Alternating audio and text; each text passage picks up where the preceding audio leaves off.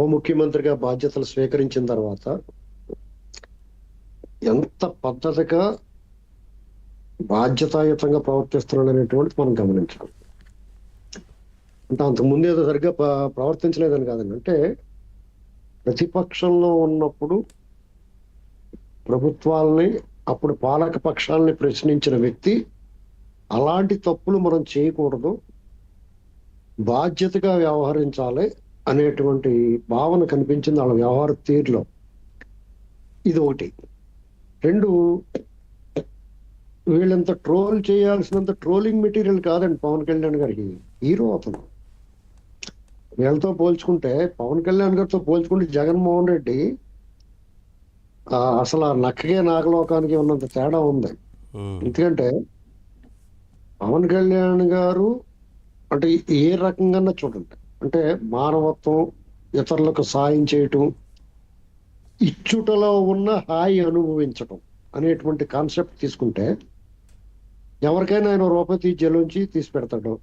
మనం చూసాము. ఆయన హీరోగా ఉన్నప్పుడు కూడా ఎవరైనా కష్టాల్లో ఉండొస్తా అనేక మంది చెప్పారు. అతను ఏం పబ్లిసిటీ చేసుకోవాలి. చాలా మంది ఆయన వల్ల సహాయం పొందిన వాళ్ళు చెప్పారు. ఏంటి, నాకు పలానా రోజు ఆయన కౌరంపి నేను కష్టాల్లో ఉన్నామని తెలిసి మాకు ఇచ్చారండి, అదండి ఇదండి రకరకాలుగా చెప్పారు. అంటే ఇవ్వటంలో ఉన్న ఇది హాయి, ఇచ్చుటలో ఉన్న హాయి అనుభవించాడు. ఈ జగన్మోహన్ రెడ్డి గారు కానీ వాళ్ళ కుటుంబం కానీ ఎప్పుడన్నా జైలు నుంచి పావళ తీసి ఎవరికైనా మనకి ఎప్పుడన్నా చూసామండి? ఎక్కడ చూడలేదు. అసలు మీకు వాళ్ళు రాసుకున్న పుస్తకంలో కూడా లేదు. వాళ్ళు సొంతంగా రాసుకున్న పుస్తకంలో కూడా రాయలేదు. ప్రజాధనాన్ని ఇచ్చే మేము ఇచ్చాం, బటన్కి ఇచ్చామంటారు తప్ప వారి ఇంట్లో నుంచి ఎక్కడ ఎప్పుడు ₹1 సాయం చేసింది లేదు. మన ₹1 ఇచ్చినా ఇస్తున్నారు ప్రకటించారు, ఎక్కడ ఇచ్చారు ఎవరికి ఇచ్చారు ఇప్పటి వరకు అసలు అడ్రస్ లేదు. తర్వాత ఈయన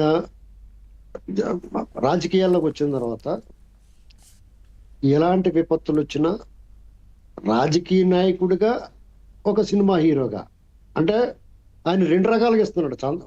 డొనేషన్లు కానీ ఆదుకోవడం కానీ.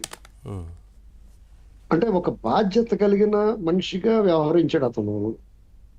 ఇప్పుడు రాజకీయాల్లో సాధారణంగా ఎవరన్నా పదవిలోకి వచ్చిన తర్వాత వాళ్ళ యాటిట్యూడ్ మారిపోతుంది. చాలా మంది చూస్తున్నాం మనం ఈ మధ్యకాలంలో. కానీ ఈయన ఇంకా పరిణితి చెందిన వ్యక్తిగా నాకు ఆశ్చర్యంగా ఉంది. నాకు ఎంతో ఎక్స్పీరియన్స్డ్ పర్సన్ లాగా ఎక్కడన్నా సరే అహం ప్రదర్శించకుండా నేను నేర్చుకుంటున్నాను అనుభవజ్ఞుడి దగ్గర అనేటువంటి మాట వినిపిస్తా ఉంది. చూడండి కావాలంటే ఎక్కడా కూడా నేను అనేటువంటి భావన లేదు. ఖచ్చితంగా పైకి వస్తాడటువంటి. నువ్వు విజయ తీరాలు చేరిన తర్వాత నీలో ఆ అతిశయం, ఆడంబరం, అహంకారం కనిపించలేదంటే డెఫినెట్ గా నువ్వు మెట్లు పైకి ఎక్కినట్టే.